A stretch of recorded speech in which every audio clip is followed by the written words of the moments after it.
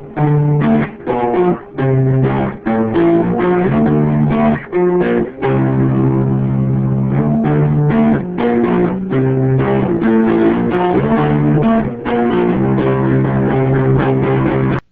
and welcome to the All About X-Men Comics podcast, where you'll find recaps and reviews of all the most recent X-Men comics, as well as previews for upcoming issues.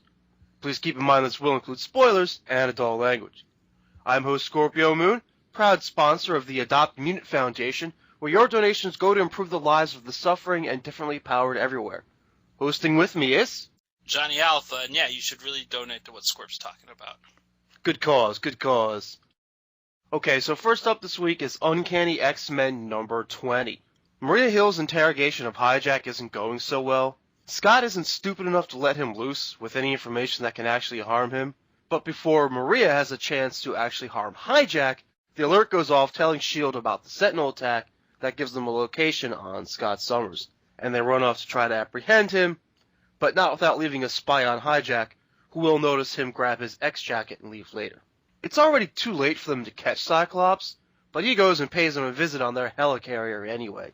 The Cuckoos dive into Hill's mind and see that while she knows the Sentinels may come from S.H.I.E.L.D., she's not behind it and has no idea who is. And this is another classic case where any Marvel hottie seems to just really have wet panties for old Psych, man. I mean, like, even Maria Hill. So I really want to be Scott Summers. Dude is on fire.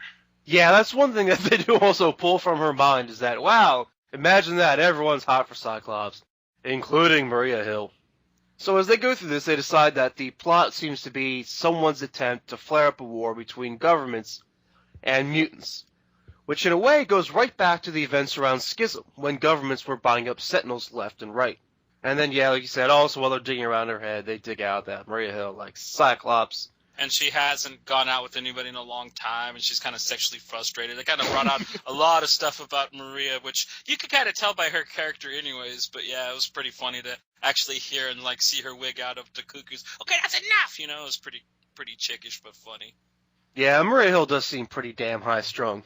No doubts about that, but even with the everyone loves Cyclops trope in play, Cyclops is not ready to believe anything or everything that comes out of her brain, assuming that it could be planted there or it could be some part of a brain trick.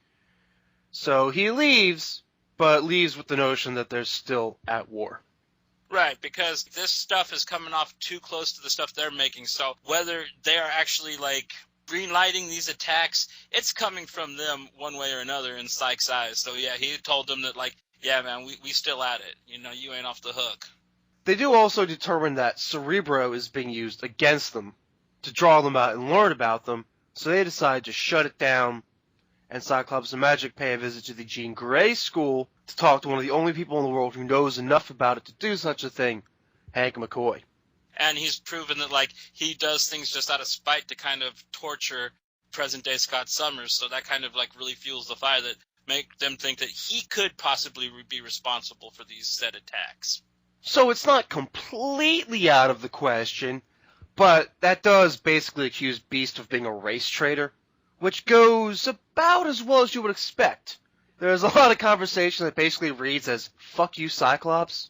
And there's a kind of a small thing in this book that really kind of torques me. It's from another book that we cover. I really am getting mixed signals. Like the whole thing with, in Madripoor with them torturing Dazzler and, you know, Mystique doing her thing. It seems like she is in charge of everything in this book, and Sabretooth is like her drooling idiot henchman.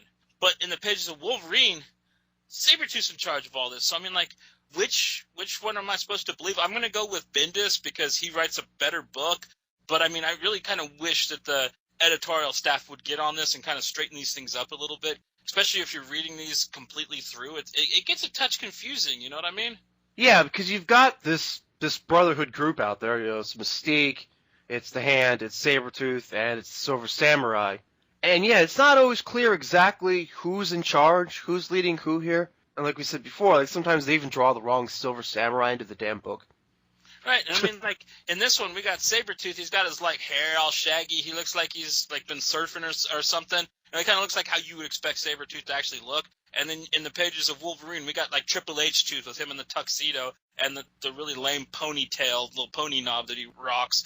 And, like, it just makes me think that Paul Cornell needs to stay out of other people's books. You know what I mean? There's another thing that we'll talk about in the pages of Wolverine that really torqued me off too, with him sticking his stupid little story in other people's books where it doesn't belong.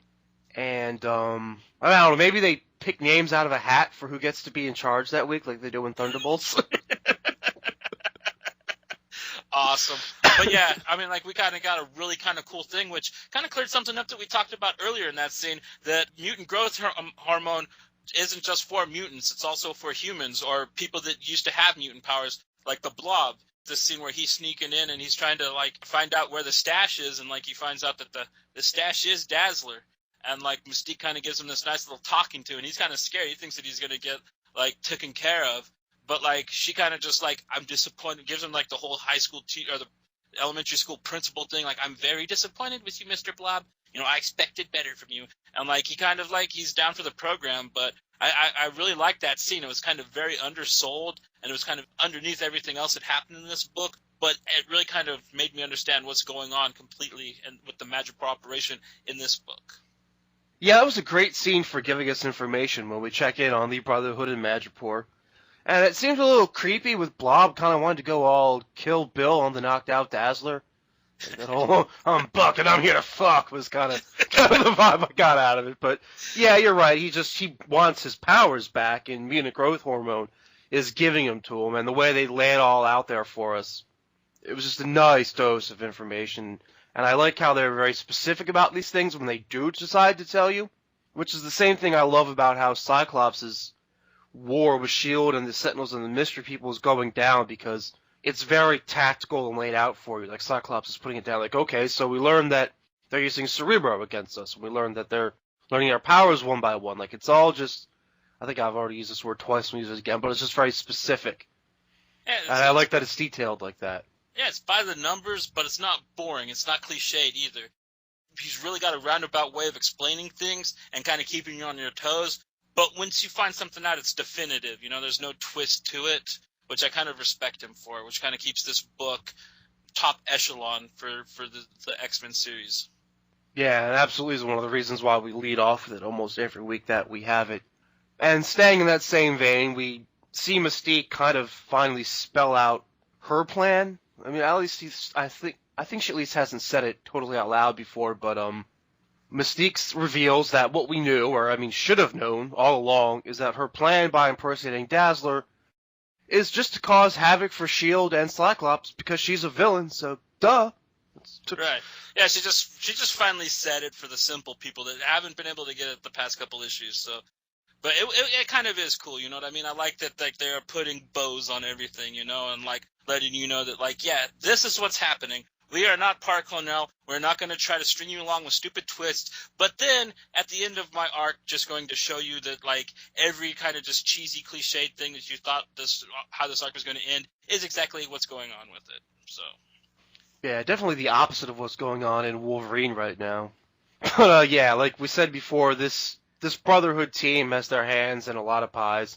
But basically what's going on here is that even though they've got a million different things going on all over comics, like, for example, turning Madripoor into a chic mutant destination, Mystique still has the time to troll the heroes. You know, girl needs a hobby. Yeah, the crap that went on in Amazing X-Turd definitely shows that she's got a lot of time on her hands for somebody that's, like, running a metropolis, like you said, and moonlighting as a disco diva agent of S.H.I.E.L.D. So, I mean, like, Mystique, you know, she's definitely on that 5-hour energy, man. She's, like, doing, like, 30 of those a day, I think. Yeah, man, she's like Cyclops. She's like Psylocke, which we'll see later. She just never sleeps. So, to wrap this up, we get our cliffhanger when, in the middle of Cyclops' argument with the X-Men over at the Jean Grey School, his powers seem to suddenly just explode out of control, blowing up a big hole into Krakoa, sending everyone flying, and giving away his location to S.H.I.E.L.D., which will be our cliffhanger.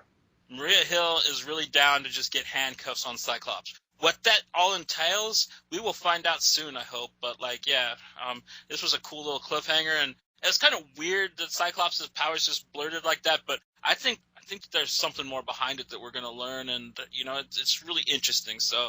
You know, I just wish this book came out more often, you know? It's kind of one of the ones that kind of just comes out once a month, and I was like, give me more, damn it. Yeah, of all the books to not be bi-monthly.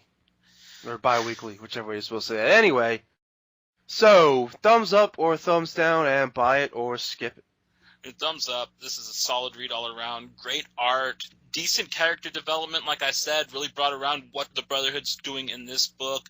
Definitely showing you what's going to be going down with S.H.I.E.L.D. and X-Men in this arc. And buy it, dude. The art is just gorgeous in this book. It is the X-Men book that should be read, you know what I mean? Without a doubt. I'll have a point on the art a little later in the episode, I mean the visual art. But as far as the comic in general, thumbs up because the story is just so good. The plot is full of specifics, the way information is revealed is very purposeful. All the stuff and things, if you will, they matter. I love a comic with this much detail, intent, and consequence.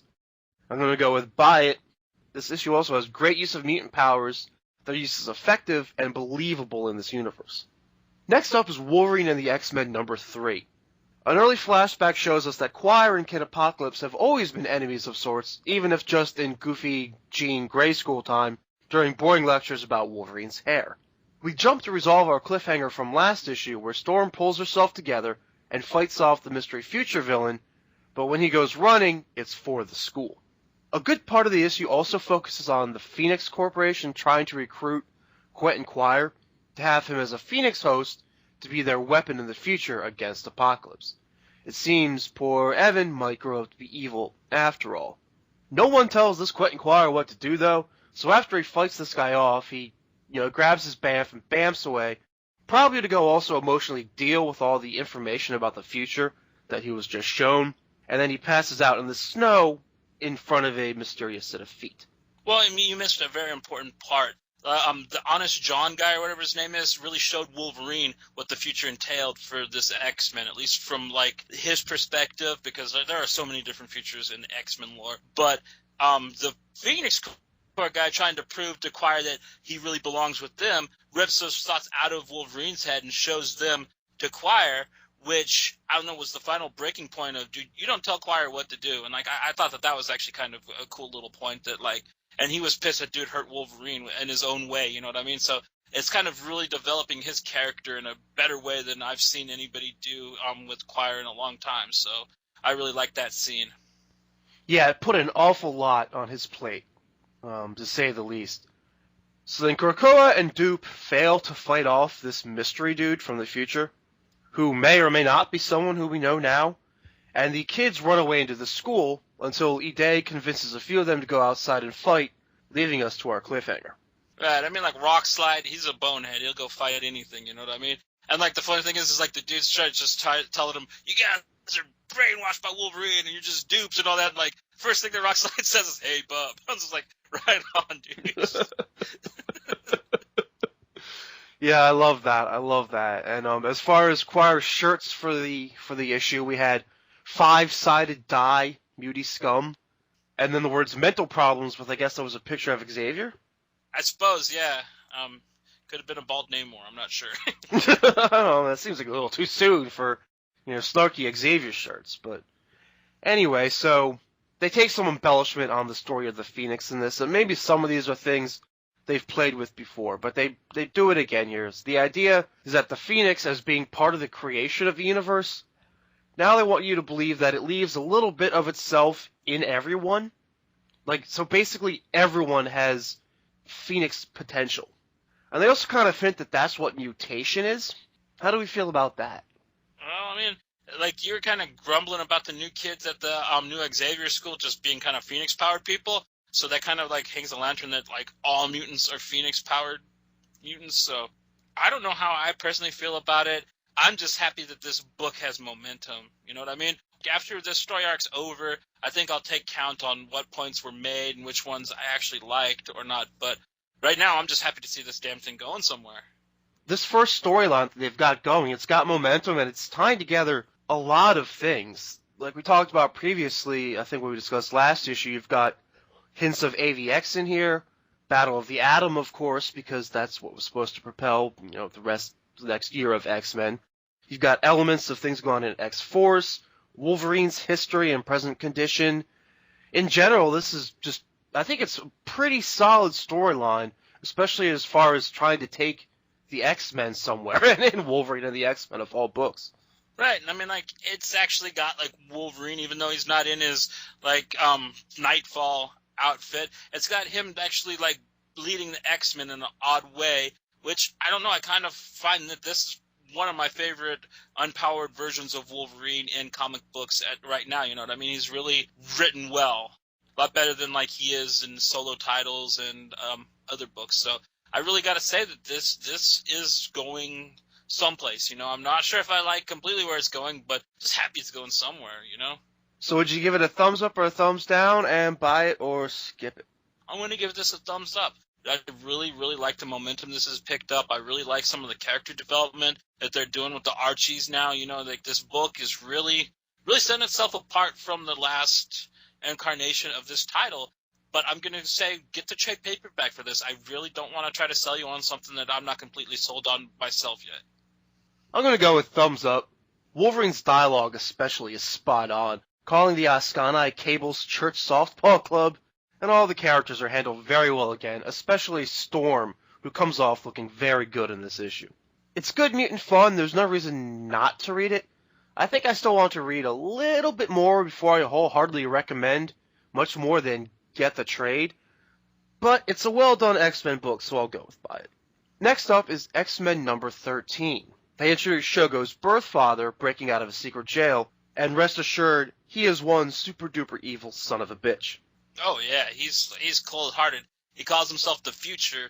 Like, I guess he really liked Mekhi Phifer's character from 8 Mile, I guess. So he went with that name. But I love this issue just because of the softball game. Of course, like, he snipes Primal at it, you know, and, like, it kind of breaks it up. But it was just so cool to see, like, all of my favorite, you know what I mean? That's why I like this book, because Wood is, like, totally just throwing away all the crap that Aaron did with Wolverine and the Archies. And, like, he's showing all the other X-Men classmen that I miss, like Hisako, you know, Surge and stuff. They're playing baseball, and I'm just like, even though they didn't do much, it was just great to see them in this issue. Oh, I love when the X-Men play baseball. Of course, it ends badly, like you said here, with a student being sniped from so far away that Quire can't even psychically detect him, and maybe his badassness is also part of it. But also, he's injured in a way to not kill him, but to make taking care of him take as much effort and time and attention as possible. Because, you know, the bad guy, he's got a plan here. The school goes in to lockdown. We see the water fountains even poisoned too when he makes his attack. And if that isn't enough, Jubilee gets a text message straight up telling her Shogo's dad is coming to get his kid and he will kill them all. So it's a very intense issue. What a dick, too. I mean, he totally ruined her all-alone boomer-style dance party that she was having. You know what I mean? Like, why do that? That's messed up, you know. Mutant girls and their solo dance parties in their rooms, man. That's this sacred thing that, like, Future, you're a total dick. The issue takes us through a series of character interactions with mini spotlights on everyone. There's a lot of character. Em is taking out her aggression in the danger room. She and Rockslide nearly break the damn thing. She thinks that she's weak because the Enchantress was able to get one over on her. And, like, that's kind of been the soul-searching version of her in this book, that she really wants to find out who the hell she is, you know what I mean? Because she doesn't actually even know, you know? And, like, that's kind of a cool thing because she is such an underused character throughout the years, and, like, she's only shown up here and there, and, like, X Factor, the last incarnation, was the only time we kind of ever got to see her do much, and she was even still a background character in that book. I'm glad that Wood is doing this soul-searching with her, so we get to find out who she is, who she really is, while she is. And, like, of course, it does have her completely just beating the shit out of a dude made out of rock in the danger room just to prove that she doesn't want to die and come back again. And even the more established characters seem to be going through this kind of soul-searching who am I phase. Psylocke doesn't feel like Storm is doing a good job stepping up and being a leader and making the team official. I guess technically this team isn't official. They don't have a team mandate or whatever Storm says. I don't know who Storm would be asking for a mandate from. There's no Xavier. Cyclops, you don't matter. Wolverine's through the midlife crisis right now. I mean, Storm is the head of the X-Men, so, like, afraid that people are going to balk because she gives herself permission. You know what I mean? Yeah, she can give herself team mandate. I didn't think that Psylocke thought she was doing a bad job. I think Psylocke thinks that she's being too timid and, like, dude, you're Storm, you're badass. You got a mohawk, you fuck stuff up. You know, step up, make this team the team. You know what I mean? And, like, she turns into teacher Storm, you know, and like that's when Psylocke's like, you know what, man, I love you, you're my best friend and stuff, but you know, when you become teacher or Roro, I can't stand you. And like Storm's like, yeah, I can't either. It's kind of like a nice little melding of two of the strongest badass female characters that, you know, like you figure would clash more, but like they just get each other, you know what I mean? And like I really like that that's going on with so many of these characters in this book. Except for Rachel. She seems to be the preening little bitch in this series. And that's the whole thing that's going on. Storm is kind of chiding herself. She's saying, Rachel kind of, like, you know, made me look like a bitch in front of the whole team, and I didn't even have a good, like, snappy retort back. And Psylocke kind of agrees with her. She's like, yeah, where's the Storm that fought for the leadership of the Morlocks? Where's the Storm that gave Cyclops the middle finger? And, you know, like you said, she doesn't seem to like Headmaster Storm. I mean, I, for one, totally disagree. I think Storm taking on the Headmaster role, that's when you got to put down your pride and do what's best for everyone. You got to make a bit of a sacrifice. You can't always just go out and lead X-Men teams when you've got these kids to take care of. Jubilee has the same issue. She wants to be more X-Men involved, but she has Shogo. Which I don't understand her bitch of the speech for. I mean, it's like she kidnapped the baby, she wanted to keep the baby, and now she's mad that the baby keeps her from being an X-Men all the time. It's like, make up your mind, you crazy little Asian. I mean, come on, you're cute, but I mean, make some sense. Yeah, no one can make up their minds. Rachel can't make up her mind either. The whole thing between her and Sublime kept going back and forth. Now Rachel's upset that Sublime is leaving. You killed my sister. Yeah, but you killed my mother. Yeah, it's very kind of just like, what? Get over it, man. There's plenty. Call up Gambit, you know what I mean? He will totally satisfy you, Sherry. You know what? Kill somebody, turn Phantom X on, he will take you to dinner. Nice night out on the town. I mean, come on, dude. Sublime, who needs that genocidal butthead?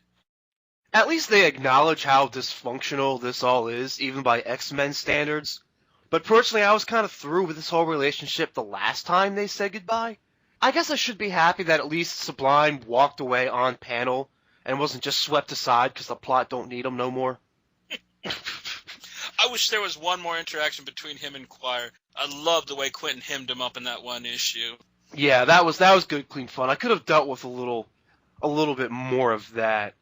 So, getting back into the action for the issue, in Johnny's favorite scene, a group of ex-kids led by Hellion decide they will not stand by and watch their own be taken down, and they're ready to knuckle up and start a team. At least I assume that's Johnny's favorite scene. No, it was. I loved the Bromo Superior little side story at the end of this where Hellion, he doesn't care. He wants to show how badass they are, so he finds the craziest, you know, like, most locked-down program in the Danger Room.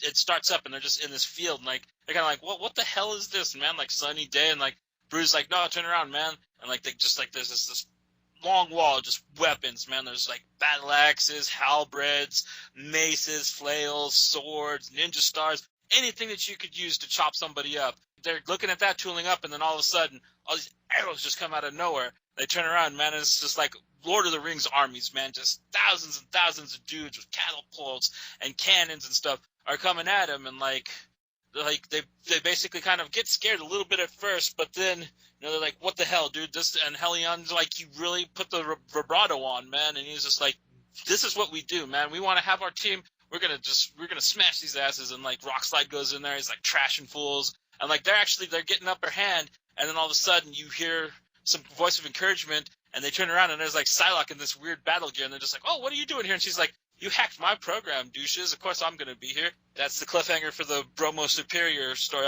Yeah, dude, it really was just an awesome little added scene to this already cool ass issue.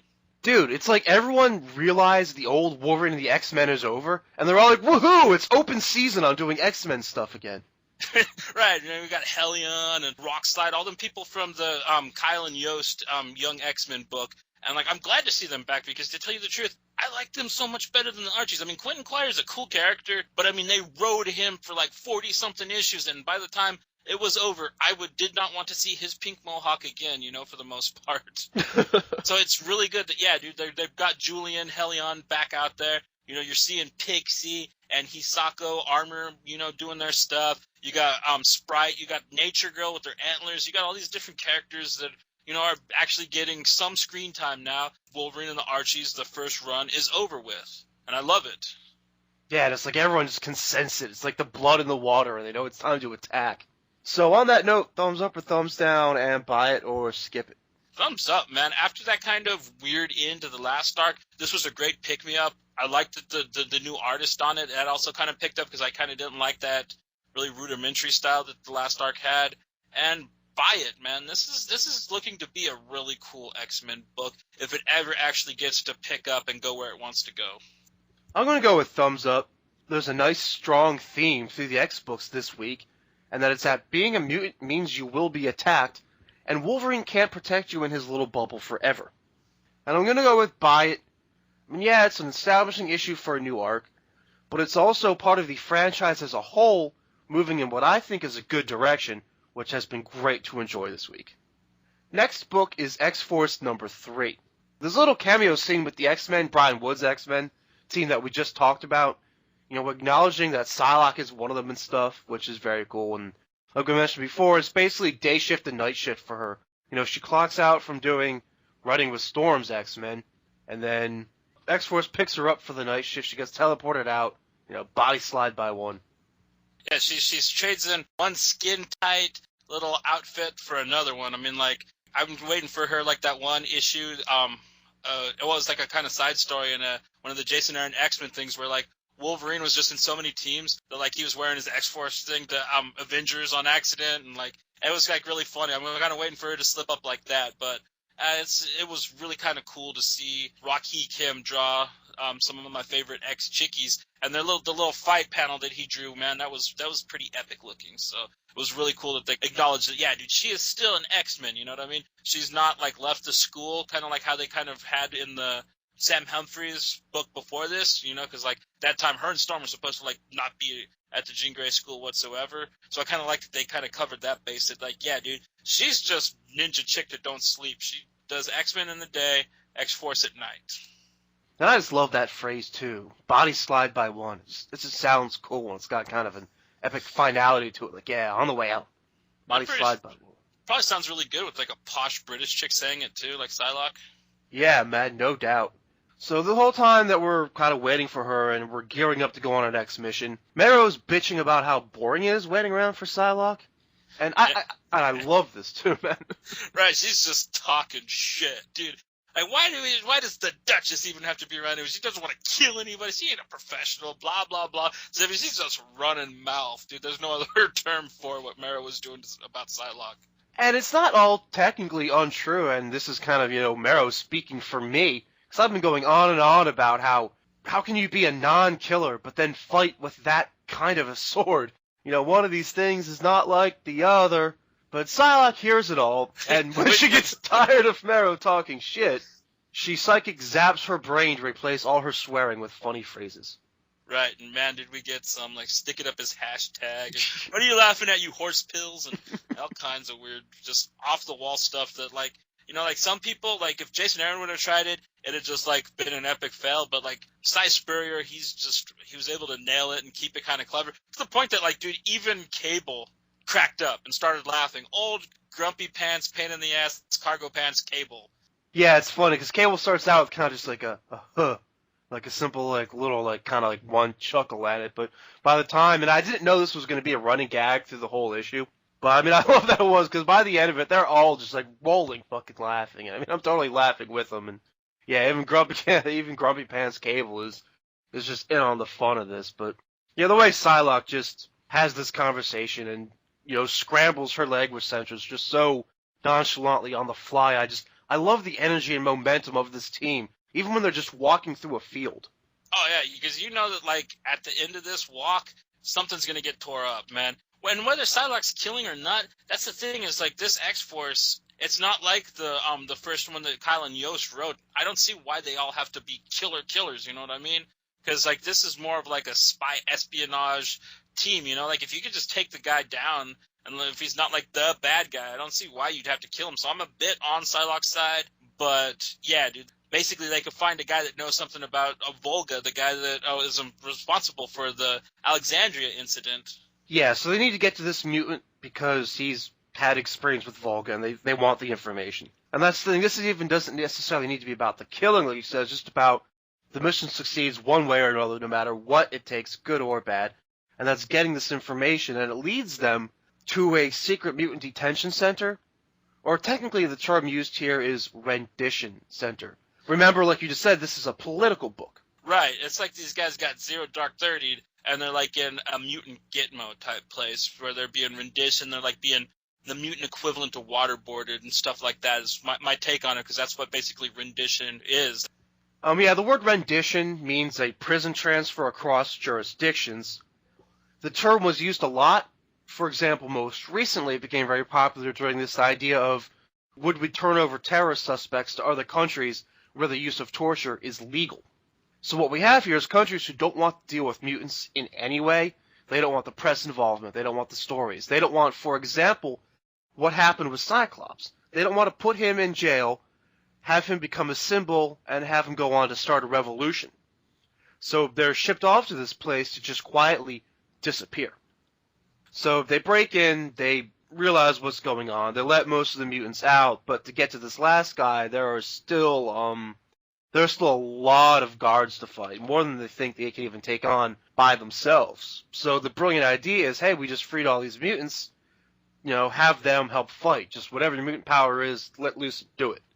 Psylocke, though, she's like, fuck this. She psychically knocks them all out, and then they built up to this moment, but you can kind of guess where it's going. You can kind of guess where it's going the whole time. She slaughters the entire unit of guards by herself.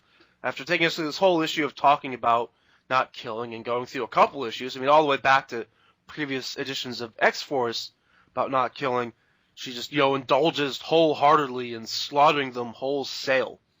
And you think that maybe what she's doing is a version of, this one's on me.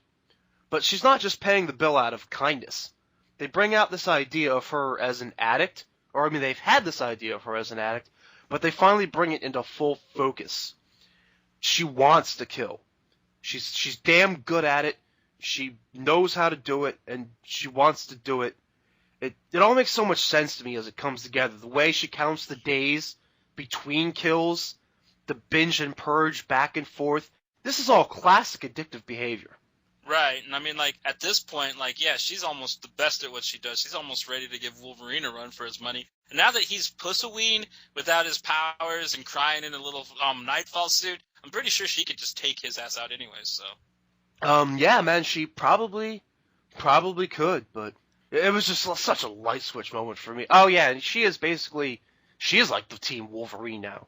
She's like the kind of uncontrollable killer, but she does have a little control for bits of time. And, other addicts have that too, whether it's alcoholism, eating disorder, drugs. You can pull it together for a certain amount of time, but not forever, not when you're addicted like that. It's just, there's that pull, there's that compulsion, and it's not like she's in a treatment center. She joined X-Force because she knows it's a place that she can indulge in it when she wants to. Yeah, she surrounded herself with enablers, basically. So if she really wants to quit this Jonesing that she's got, she really picked the wrong group of friends to be rolling with, you know what I mean? Yeah, man, yeah, but it seems like, she doesn't. She's just looking for the place where she can try and do it on her own terms, maybe, like the alcoholic that tries to tell themselves they can just drink on Friday nights or something. It's all shit that I've done before. It's like I totally get it, and I just feel stupid for not making that connection and understanding it better before. Now it all comes into brutal focus as she lays it all out. And she calls everyone else out, too, as she's admitting all this. Because after she goes through all the murder, before they open the room to show you what she's done, she's sitting outside where they're all waking up after she knocked them out. And she's telling them the story of what she just did and why. She calls them out saying, I've read your minds while I was doing this. Everyone here, you all have ulterior motives for being on X-Force. Even you, Cable.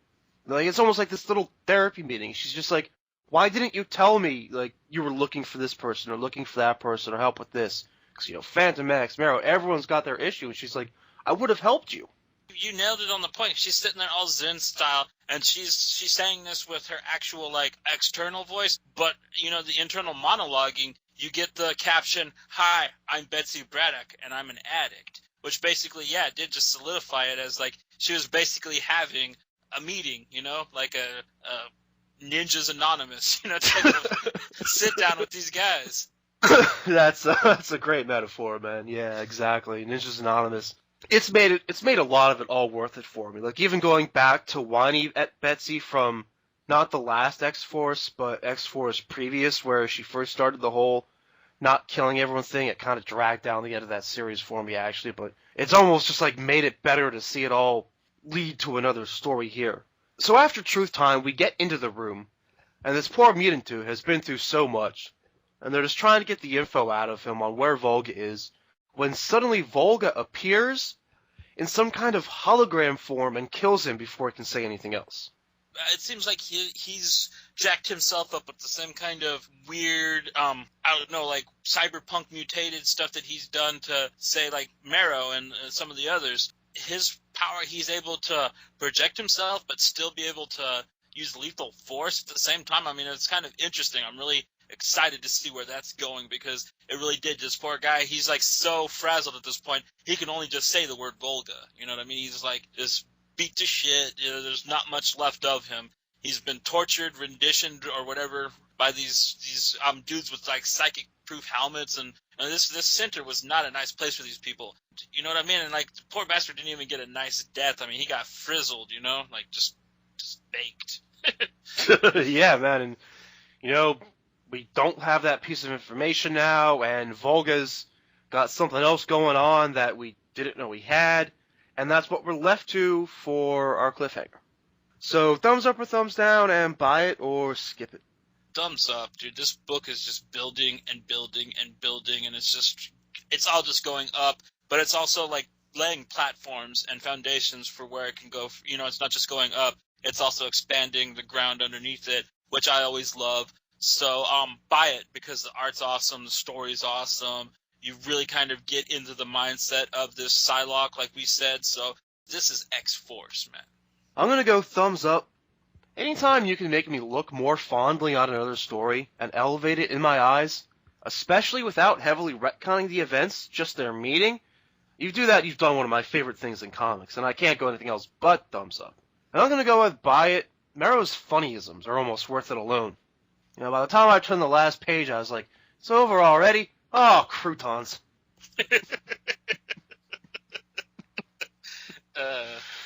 Speaking of croutons, next up is Amazing X-Men number 6.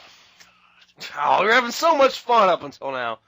So it's Nightcrawler's welcome back to life party, but he keeps bamfing away to check on how well S.H.I.E.L.D. is keeping his father imprisoned. Right. It's another issue of Jason Aaron just completely not getting what Chris Claremont wants to do with this character, because we had last week, you know, Nightcrawler just completely happy, you know, just thrilled to be back. You know, he's out seeing all his girls, you know, but no, not in this. It's, I'm alive again. Yeah, he was emo and having his emo alive. He's not even at his own party. I mean, I guess I can see how checking in on his dad's imprisonment would be important to him. After all, he did sell his soul to Bamfs and change them blue, so he could lure the X-Men to heaven and then come back to Earth with Azazel and a new body formed out of melted blue Bamfs, so Azazel could be safely imprisoned on Earth where he can't hurt heaven. No, just explaining that storyline just makes me physically ill. You're throwing up more than the people drinking at the party.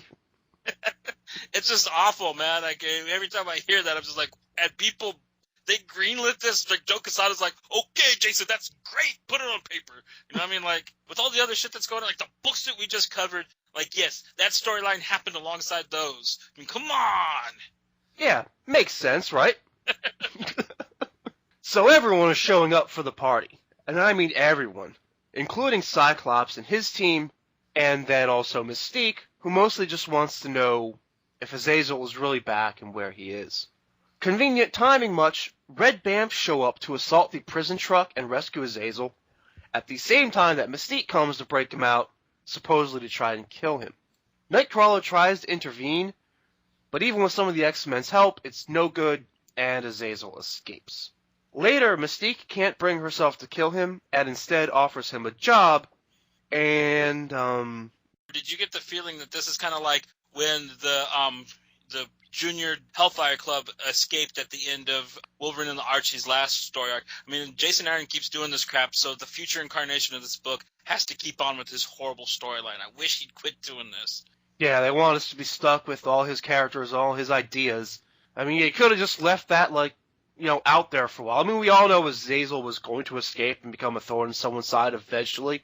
But instead of letting that be for later, he's got to do it right now to make us have to resolve that instead, and to put the character actively into the book. So, what else happened? Nightcrawler just went back to the party to drink some more, I guess.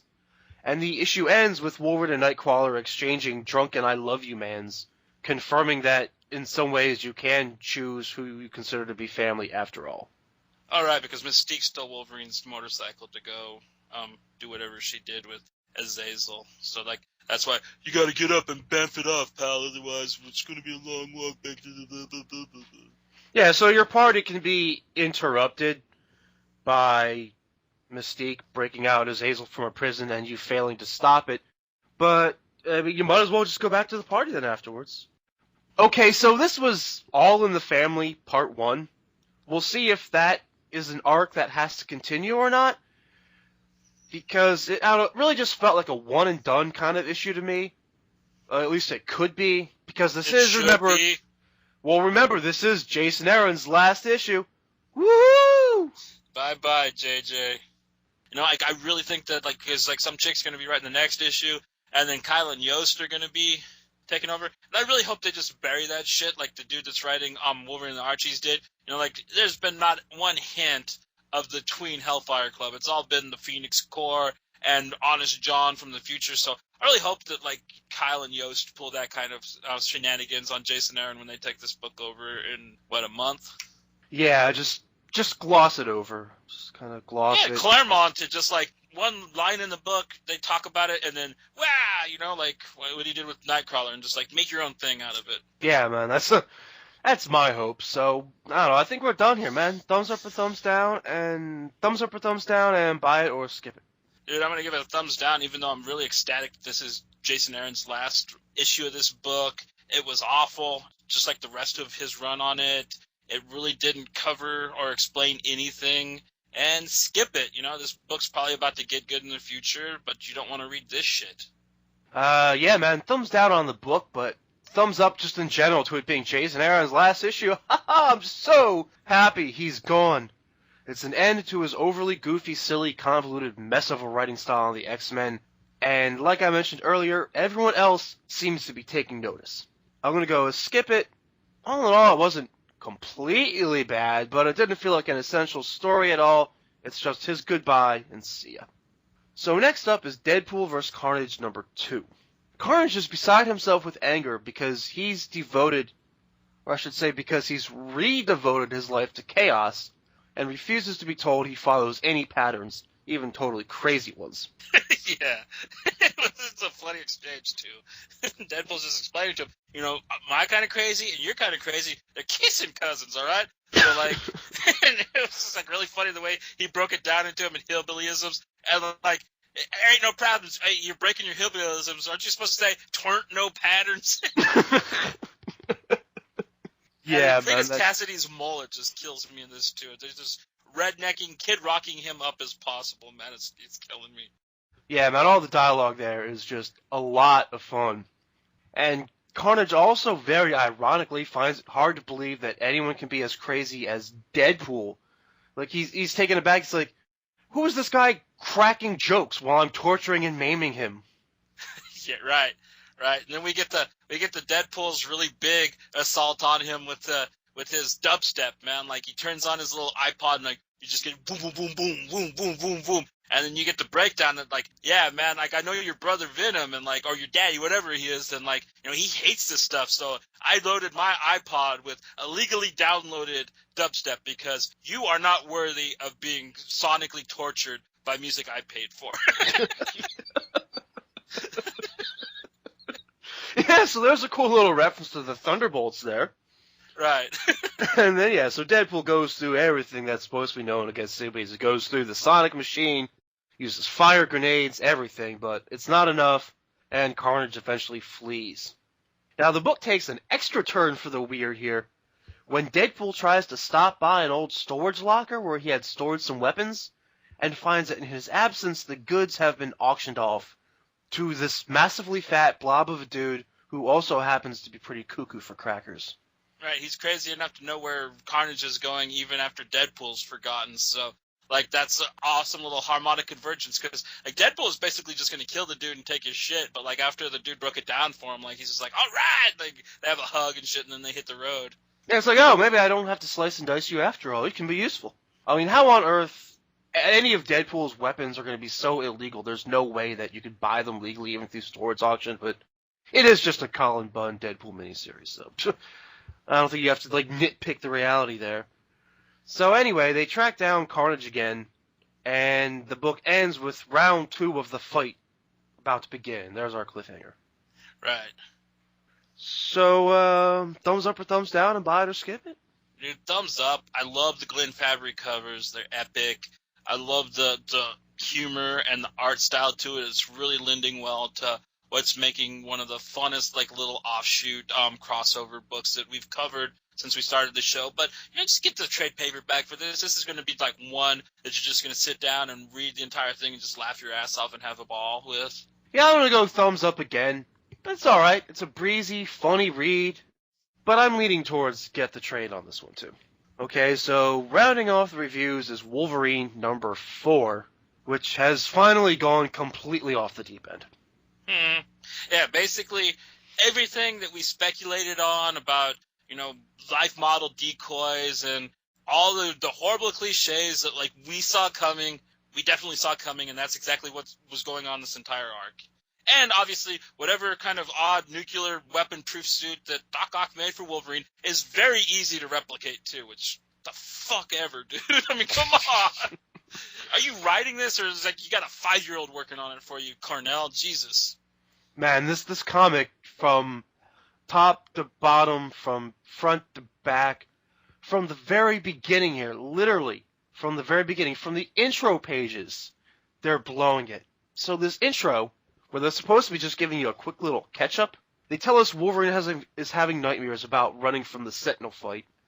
Even though we were implied earlier the nightmares were about his last battle with Sabretooth, they try to tell us the job with the offer was a mission S.H.I.E.L.D. tried to give him, and even though nothing with S.H.I.E.L.D. was really established in their one-page interaction from earlier in this arc, they're saying the whole story is that he blew them off to straight up join the bad guys instead, which they retcon later. They're retconning their own intro pages later in the book. I mean, they're saying that he left the team and he technically hasn't. I mean, none of this jives with the first 3 issues at all. Even the previously on page is fucking with us. Right. I don't even try to read those things, to tell you the truth. So I'm glad you did, and you could bring that up, because I missed that. That's just another jewel of why this book is just pure shit. Just awful, man. So getting into the issue, I mean, we said so much already just about the fucking first page.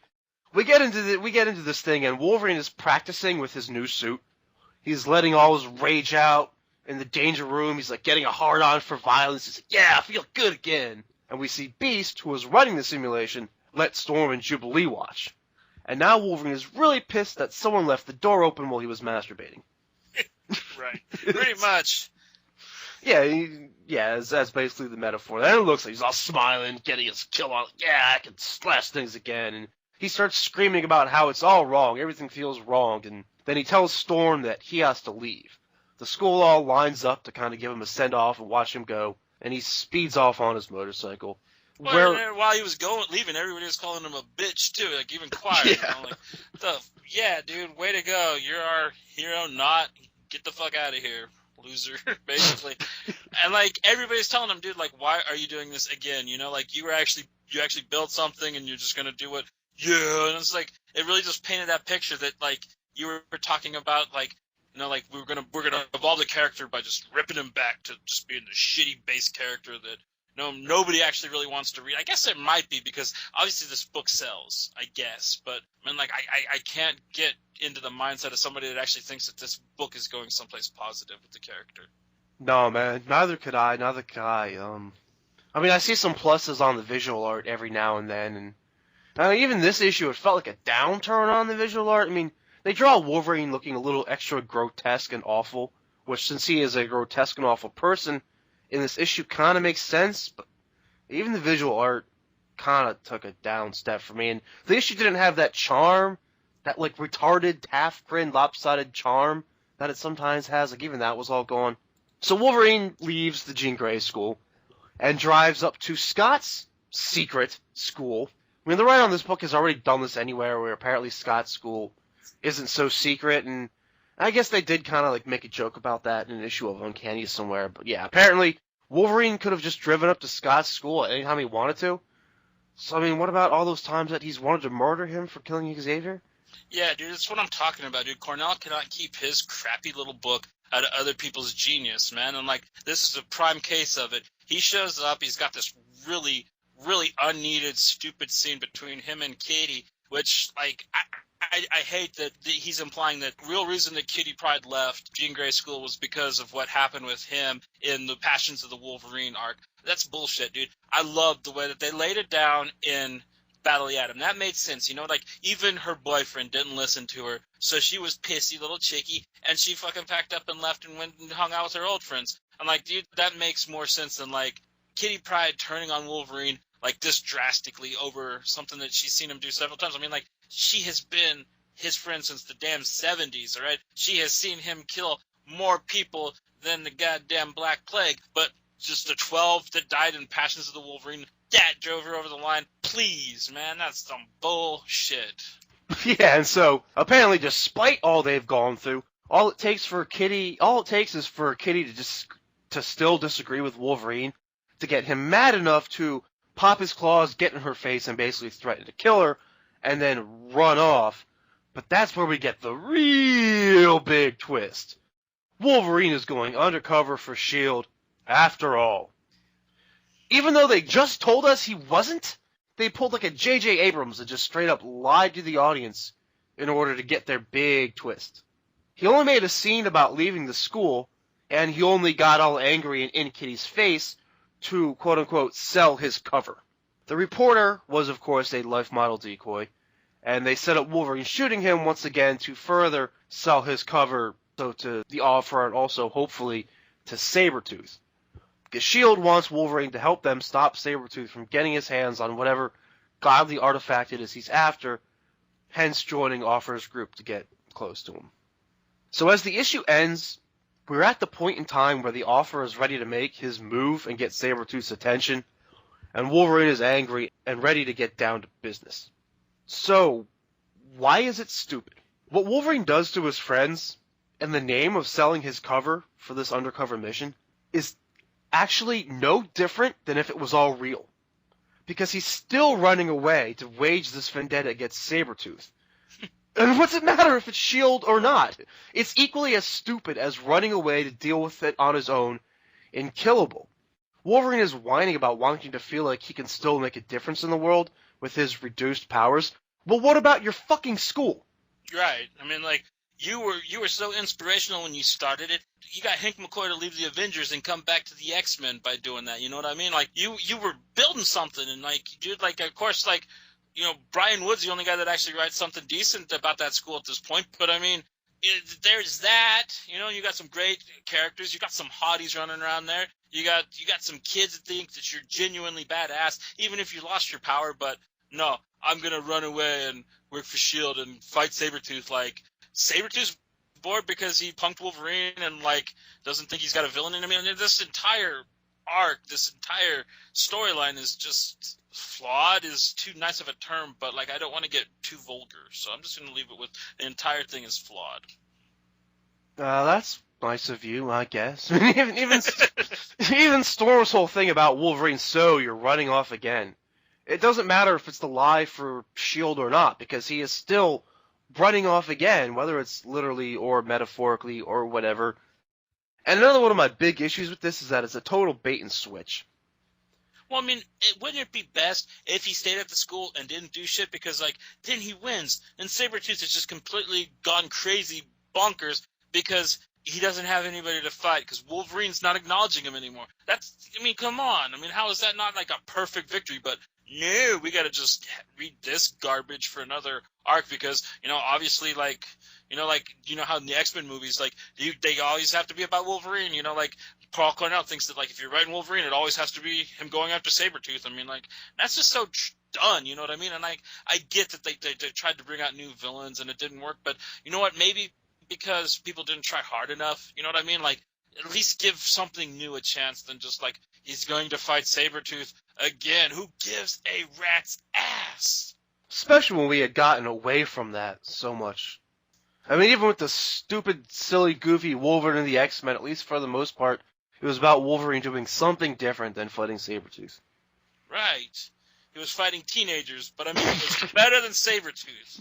And it was character growth. But this is the opposite of character growth. It's just Wolverine being stupid. And this is degrading it back to the 90s, I'm did you miss 90s Wolverine? I mean, I guess you do, because there was some really great arcs of Wolverine in the 90s, but I mean, this is if Wolverine was written really bad in the 90s, I guess, I don't even know how to put this down, what to really just describe this book as. Well, the problem is not the quality of the books in the 90s. It's trying to bring Wolverine back to that same place in his life after he had grown. Right, okay. That's exactly right. And also just kind of bugging me is this bait and switch. In the months leading up to this series, I was kind of sold on the idea of Wolverine running with some D-list villains. I mean, I don't know how that would square away with his Avenger status or being the headmaster of his school, but that's okay. I don't have to know it all right away. They'll think of something eventually. But now it's just Wolverine, Agent of S.H.I.E.L.D., which was better as a what-if story anyway. And it's just taken all the wind out of the sails. Well, it's not Tony Stark and Cap kicked him and Spider-Man out of the Avengers after Infinity anyways, you know what I mean? So he doesn't even really have to worry about that. So if he could have ran with these kids, did the job, and then turned around and made them X-Men, that would actually have been something interesting, you know what I mean? That would have been a cool kind of tale that it's kind of anime-ish, you know what I mean? But if it was done right, it could actually be kind of ass-kicking. But this is just the worst cliche I could think of for this poor character. Yeah, because instead, Wolverine is just going to piss on all his friends. He's going to turn his back on the school, turn his back on Storm, his staff, make Kitty think he wanted to kill her, and eventually, since he's undercover, he's going to have to sell out his new gang, too. Once his cover ends and they're all busted. All of this just to get to Sabretooth? Who wins? I mean, so what? Cornell. He's getting paid for it. I mean, it's the only person that's winning in this. I mean, Sabretooth wins. Oh, yeah, no, fuck it. Your thing is funnier. So, I mean, maybe Wolverine still is technically kind of running with some bad guys. Because, I mean, S.H.I.E.L.D., they're not that nice. They have Sentinels.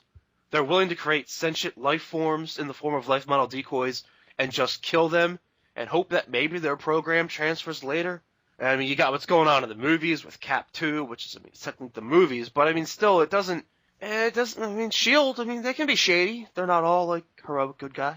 Right. I mean, I remember Civil War, they were, just down to, imprison, so many of the superheroes just because it's something that one guy did, Fastball or whatever his name is, who later became Penance. And, S.H.I.E.L.D. was, one of the main components of the Civil War, you know what I mean? And they helped degrade the Marvel Universe and the heroes to the point that the Dark Reign was allowed to happen. So, I mean, S.H.I.E.L.D. aren't the smartest tools in the shed. They seem to be really easy to steal shit from, that's for sure. And, yeah, so maybe Wolverine's running with a couple D-list villains after all. But, yeah, I mean, Magneto has his own series where he's the same guy but playing the cards, the hand that life has dealt him. We've read X-Men Legacy, where Legion of all people had his full potential fully realized.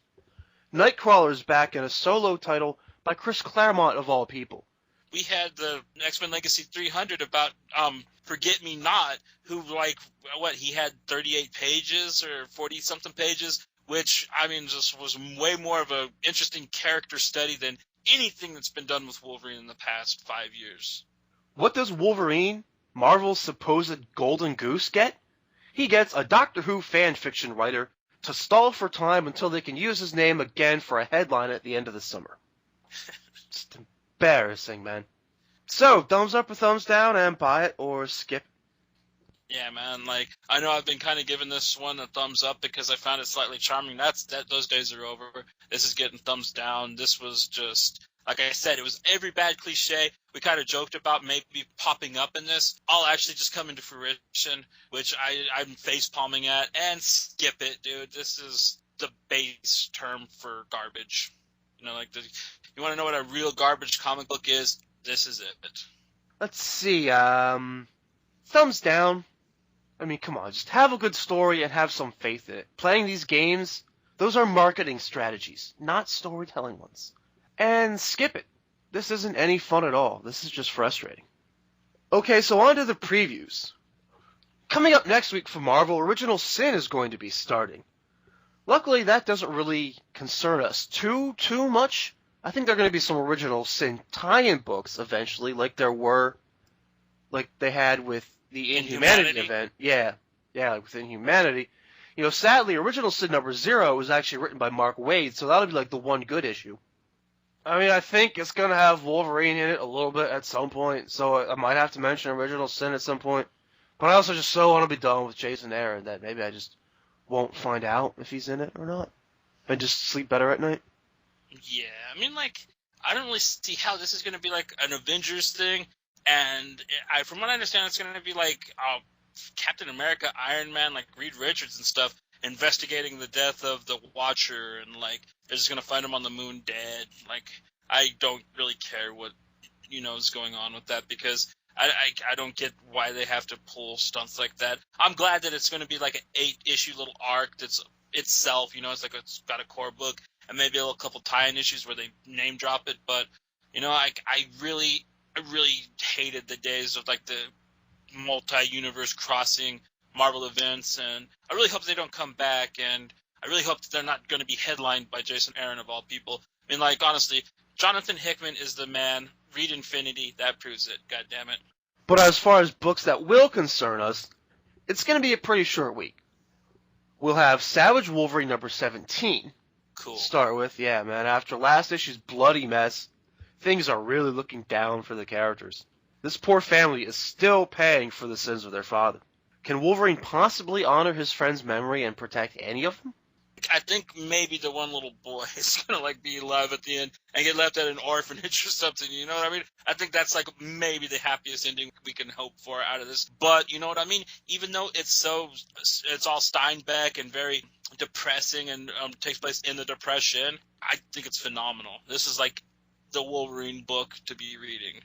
Yeah, man, absolutely. Savage Wolverine is the best Wolverine title out there, and it's amazing how they find different writers for every arc, and they all seem to get the character better. This is going to be the last issue of that arc, so while I'm kind of sad to see it go because it's been so good, I'll also be looking forward to another one starting up afterwards. Right, and I mean, like, this has actually been kind of one of the longer ones since we've been reading this. This is what most of them have been 2 to 3, so I mean that's pretty good. Yeah, so this arc has had its run. And then along with that, we get Uncanny Avengers number 19. Right on. I really want to see where this baby's going, because I loved that last issue. I love the initiative that he's taking. I like this crazy new world that we're involved with in this. So, and like, I hate that it's probably only going to be like a couple issues long, like Age of X that Mike Carey wrote. But you know what? I just love when they kind of come up with these crazy alternative mutant universes, especially when they're as creative and just as neat looking as this one is.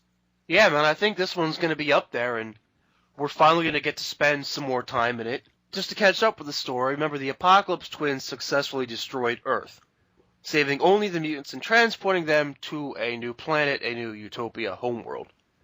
Havoc is trying to undo time, though, but when his mission failed, the cliffhanger of last issue ended with him being offered help by Kang and his group of time-displaced villains, who of course just want to save the Earth to try and rule it, but I mean, hey, we can sort that all out later, right? Right, and I mean, like, future covers that have come out have spoiled it, and that the heroes from the other world, the time-displaced ones, are going to end up showing up as well. So, I mean, like, we're going to get, like, a really kind of interesting, crazy battle, which is kind of par for the course for this book. But, I really just like that he took the initiative and just completely stomped the 616, and, like, he has his own little thing going on. Of course, it's all going to get put back together. I mean, like, the Mighty Ducks never lose is my favorite metaphor to use for that. But yeah, but I mean, I really like that. Like, he has the balls to actually run with a story like this. Yeah, man, I've actually read some moronic reviews out there where people are like, "Oh my God, how can the 616 be dead? What did this guy do? Oh my God, they killed Rogue and Scarlet Witch. What?" I'm like, "Come on, dude. Like, just enjoy the story. You know what's gonna happen here." All right, so yeah, previews wrap up pretty quick. Why don't we go ahead and spike the punch? Yeah, man, spike it up. Oh yeah! All right, so when we spike the punch, Johnny and I each introduce or recommend one non-X-Men related comic. And Johnny Alpha, this week you've got... I'm going to be spiking with Marvel Comics Miss Marvel #3. I'm re-looking in on a spike that I did a couple months ago.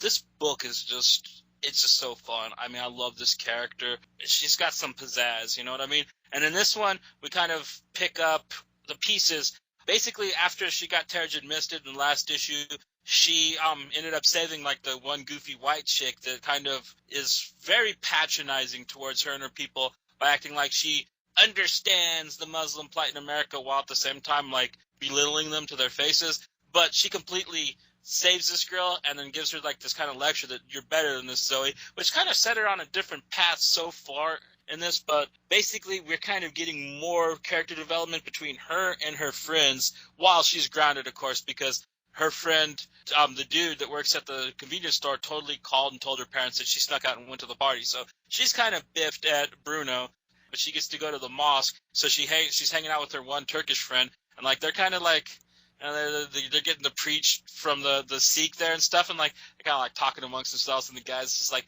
"Hey, come on, sisters, you're not supposed to be talking." They're like, "Well, you know, it's kind of hard because we can't see you." And he's like, "You know the mosque rules," and they kind of, I don't know, it's kind of cute that they're kind of satirizing some of the rules of Islam, but, like, not being cruel about it, not being bigoted, but, you know, the kind of sexism that's involved in it. I like that they touched on that a little bit. And then basically we get to the crux of the matter that Bruno has a brother that's in some kind of trouble with some kind of supervillain, and he needs some money. She's got a detention, but after detention she goes and tries to squash her beef with Bruno and tell her that she's sorry because there's definitely kind of a romantic connection between the two of them. And she comes in with the misunderstanding that Bruno's brother that needs the money thought that somebody else was working that shift, and he came in to try to rob the place. But Bruno's talking him out of it, and just when he was about to leave, she comes crashing in as Captain Marvel, and she kind of beats dude up a little bit, and in that little kind of goofy struggle, she gets shot and kind of finds that she can, like, turn into looking like Carol Danvers, but not knowing how to use it completely. She doesn't have all the powers of, say, the character. We leave this issue with her wounded on the floor of the Circle Q, whether or not she's going to revert back to being herself and be found out as its hero, which I'm pretty sure is not going to happen. But it's kind of an odd little cliffhanger to this kind of just really fun, offbeat story. Yeah, man, that was a hell of a cliffhanger. No doubt about that. I think I liked it, though, as far as cliffhangers go. I mean, it leaves us in a very tricky spot. I mean, it's dangerous because it's, oh shit, she's not necessarily bulletproof, and they've piled on, like, trouble and trouble on top of her. Like, you know, first she's in trouble for getting to the party. She's grounded, she gets a detention, and now it's like, what? Now she's shot? Putting it on both ways. Like, they pile on the kind of cutesy little, like, teenage, oh, I'm in trouble for this. And then the superhero stuff gets really, really iffy, too. And, you know, normally I get mad at, like, a really, really troubling cliffhanger. But I think this one works for me. Because we got a decent bit of issue out of it, you know. Things moved along, a lot happened. And I don't want to say, like, oh, it sucks, that's enough. But I feel like I can kind of wait now. Like, okay, you gave me a nice little meal there. You left it in a spot. The only grip I got is it's a monthly book. You gotta wait. It's like reading like what we just were talking about, Uncanny Avengers, man. Like, it's really good, but they always leave you in a predicament where you're just like, God damn it, I gotta wait so freaking long. I gotta read 2 issues of this crappy Wolverine book and, you know, Amazing X-Men, waiting for this book that I like to come out, and it just makes you want to punch a wall. But that's about the only kind of beef I have with it. I thought it really kind of has taken this book where I wanted it to, you know? Like, there's been a lot of books where I really like the first issue, and then it just, like, goes off the rails in the second act. And this one, it seems to just be staying at that nice little groove that it started with. And I'm pretty sure that this fiasco that's happening, it's going to probably precipitate her actually meeting the Avengers and, like, her actual kind of hero training to start in some capacity. The thing that actually really got me was the thing that really got me in reading this was I thought it was kind of funny how they talk about actually doing work during a free period. I mean, like, a lot of books are about so-called teens, but I don't know how many of them actually take place in a school or use terms like free period or like study hall or whatever you might have called it. Like, it kind of took me back a bit. Like, I haven't, like, heard those words in a long time. Or I have a character that can even be grounded, for example. Right. I mean, like, Teen Titans is not necessarily, like, about this kind of teenager, I don't think. No, the closest you'll get is probably Mark Miller's Kick-Ass, where you find these terms in this kind of scenario. But this one, it doesn't try to be on that uber serious side and then try to throw comic elements in it. This one kind of just stays cute, you know what I mean? I love this character. I love this world that she's in. And I really hope this works out for her because it's her dream, you know what I mean? And I love these stories where they find out like how hard their dream actually is, but they're not willing to give up on it, you know what I mean? And like that's why I like this character, and that's why I'm going to keep reading this book. I'm going to keep reading this book for that giant Foo Fighters Everlong hand that she keeps smacking everyone around with. Right, man. That's one of the cool things is that, yeah, she's almost like Plastic or Elastic Man or the gum from the Atomics, you know what I mean? Just like she can stretch it out. And yeah, she's definitely not your old school Miss Marvel, which I really kind of appreciate that when they kind of come out with these all new characters, when they're actually goddamn all new, like her or the all new Ghost Rider, or even the all new Iron Fist, which is it's still Danny Rand, but he's so completely different from the last Iron Fist. So, and like I really dig this what they're doing with the all new stuff. Yeah, man, I joke about her hand or whatever. I mean, I do like that, but the reason that I'm glad you spiked with it, and like I wouldn't want to have missed this one, because I mean the real reason that I'll want to keep reading it is that this really is a classic tale about a young superhero learning their powers. And for me this week, I've got Translucid #1, the beginning of a 6-part series from Boom Studios. Now, when a new non-traditional superhero book comes out from them, that's like a holiday for me. My favorite genre from a company I'm always reading. And the setup here in Translucid, our hero is called the Navigator, our villain is called the Horse, and they've got this other little group of villains called the Apocalypse 3. And now the Horse, he's just getting out of prison after doing a stint and getting found not guilty for his crimes. You know, he gets away with it basically. And he's going out to assess the crime world again, and he sees that since he's been gone, the Navigator has been kind of dipping out of crime fighting a little bit. He didn't even bother to try and stop the Apocalypse 3 the last 2 times they tried to commit a crime. So remember, a lot of these non-traditional superhero books, they do like a little bit of a deconstruction or kind of like a play on characters. And the Navigator, he's basically a Batman character. He's actually like a hyper-technological Batman, because his gadgets are even way better than Batman's. Right, And he kind of like uses flat technology, like from the movie Ultraviolet. His stuff, like he can pull it out of some kind of cyberspace type of apparatus, which I kind of thought was really cool. yeah, man, I could barely figure out what that is. Like, he's got like this hologram gun thing, then he can load it up with anything. Like, you know, selects it off his little board, and like a grappling gun just like phases into his hand with authority, which was a great like action dynamic panel, by the way. That was one of the first times, or at least that was one of the times where I was just like, holy crap, this comic is really cool even just on its own. Like that cool looking thing. I guess it's almost like, my theory was it's kind of like a hard light hologram thing, kind of like the Danger Room or the holodeck in Star Trek with the safety turned off, where the hologram becomes real maybe. Or yeah, maybe he just pulls these things out of space. I don't know, man. Either way, man, it was a really cool initiative to see in a book. The visual style of this book was just phenomenal. Oh yeah, all the neons, the city with a personality, the character designs. This character in like a dirty purple against a spotted pink sky. Like, there's just so many really just like, I don't know, cool for lack of a better word, scenes in it. And especially once things get all psychedelic and trippy, and you've got a dude with a chess piece horse on his head and all the wavy lines and colors. Can't be mad at that. But yeah, the basic thing they've got going on here, and they get this out of the way in the very beginning, actually, which I'll get back to why I think that's so important. But you've got the Navigator and the horse. It's a Batman-Joker relationship. And when the horse gets out of prison, what he sets up is this kind of trap for the Navigator, basically. The Apocalypse League announced that they've got the horse as a hostage, and that gets the Navigator's attention. Now he's out there, and he gets through it, he gets into it, and he finds the horse tied up to a bomb at the bottom of the Monumental building. And the horse lays it out. He's like, you can just leave me here to die, but if you save me, the bomb goes off in 3 minutes, and this, emblem of the city is destroyed. And the Navigator says to him, what you're forgetting is, I'm just a man, and this is just a building. But you're the closest thing to a friend I've ever had. And he rescues him, and the horse actually, double betrays upon that, and while he's being rescued, he injects the Navigator with a hallucinogen, and trips him out, and makes him watch the city crumble. Technically, the plot in there is a little iffy, because, what if Navigator had just left? There'd still be a bomb in the building, right? Like, I'm not sure exactly how that was supposed to work, but what they really want to drive home is that the Navigator, when given the choice, will always save the horse because, they put it right out there, you're the closest thing to a friend I've ever had.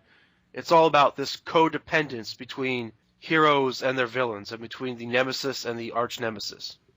Right, and a big feeling I got, especially at the ending narration, is that they kind of showed us what's in the present, and I think the next issues we're going to go back and find out, why the horse and him are so close, because that's kind of the feeling that I got from the end of it.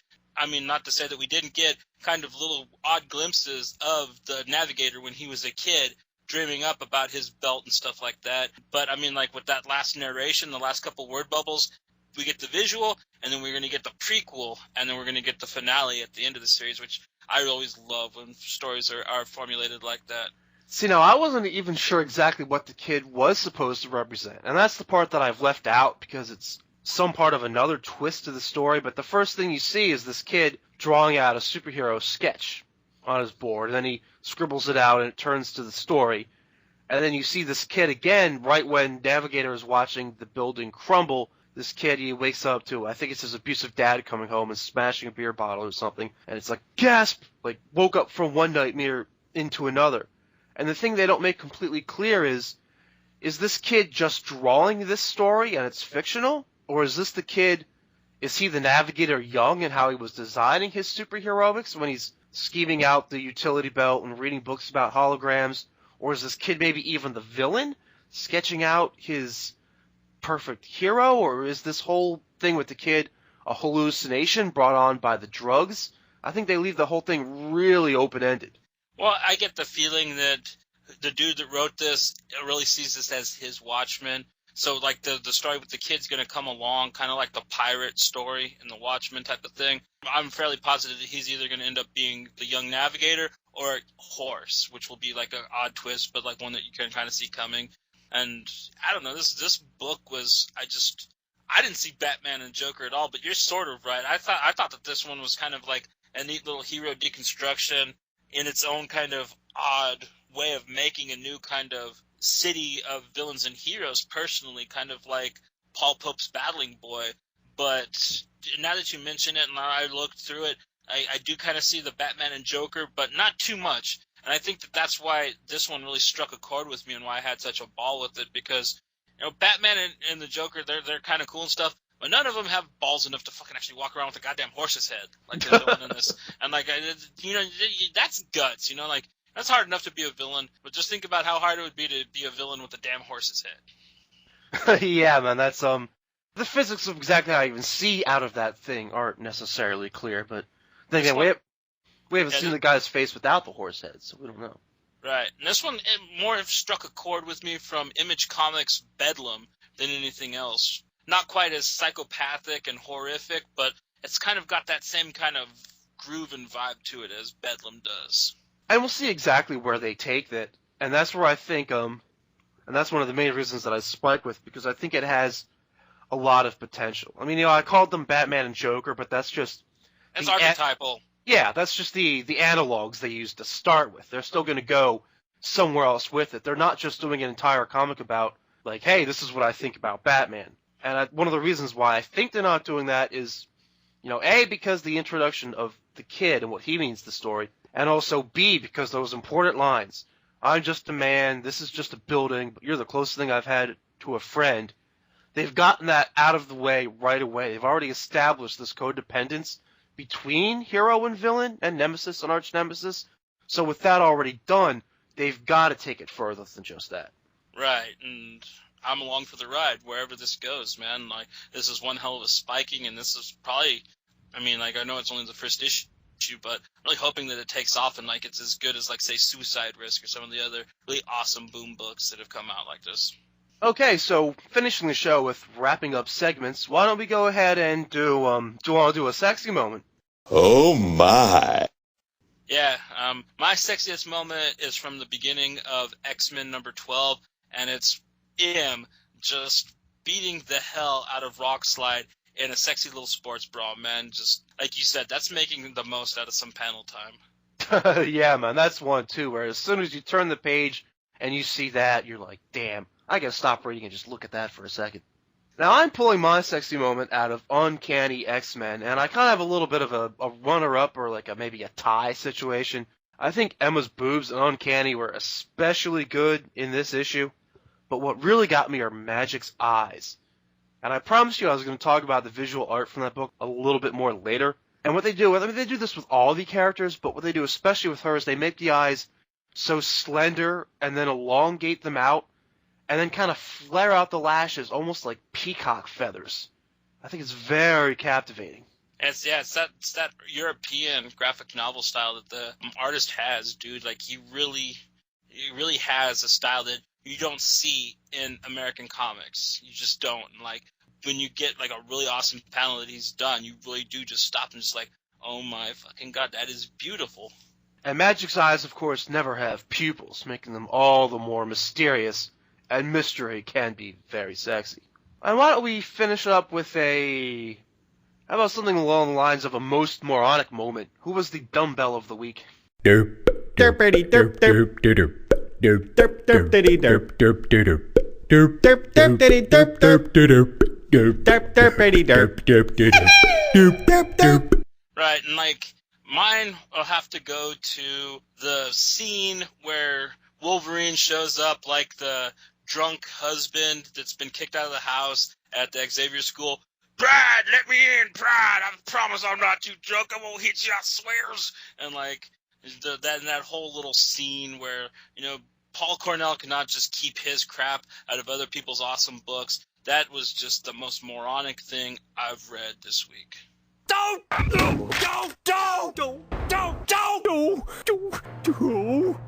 Yeah, that was definitely moronic in a bad way, too. I almost wish we had, like, another segment, like some kind of, like a, can I get a do-over, or like a, I wish that hadn't happened moment of the week. Because those would definitely be descriptions for that, too. Yikes. I mean, even though it was technically fake, it was still just awful and painful to read. For me, I'm going to take my most moronic moment in kind of a fun way. My biggest dumbbell of the week had to be Marrow. I mean, I love you, Marrow, but come on, you gotta know better than to keep fucking with that level of a psychic. Right. I mean, like, she even, like, was making fun of, like, how she claims to be some Omega level blah, blah, blah. But, yeah, she couldn't stop running her little punk rocker mouth, man. And, like, well, I'm actually really happy that she did, because I was almost tired of seeing, like, the @sums and the blocked out cussing things. So, you know, like, shove it up your hashtag, and you guys are a bunch of horse pills. I mean, like, I actually really, even though, like, it was kind of silly, I like seeing it better than just nonsensical symbols everywhere. Yeah, because if you can't say, what the fuck's that supposed to mean, cunt, it might as well just be, what the jelly mold's she supposed to mean by that, cow dunkit? Oh, snap. Okay, so thank you to psn-radio.com for hosting our show this week, and also for sponsoring our official site, allaboutxmencomics.com, where you can find every episode in MP3, streaming, and download. Thank you for listening to our show, and we'll see you next time you decide to hit play.